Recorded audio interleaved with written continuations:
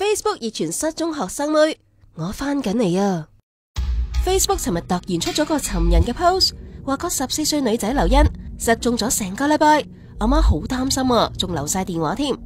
單嘢即時觸動到班高登仔嘅神經，發揮高登仔力量，黃大仙嘅高登仔，如果見到佢就提供資料啦。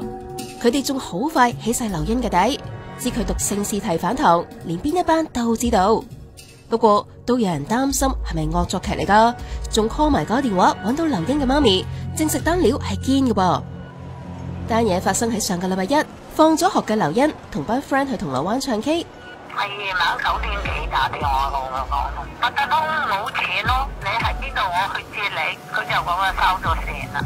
阿媽報咗警，又周街揾，直到失蹤消息傳遍 Facebook 同埋討論區。尋日下晝3點，終於有消息啦。佢話阿媽，我係上環啊，我搭地鐵，咁樣咯。我話我而家灣仔翻，佢話我係上環翻咁樣咯。劉太即刻翻慈雲山屋企等。我話未翻嚟，應該又係講大話啦。知佢係咪我想警察嗰度收案啊咩，攬住下我話係咩？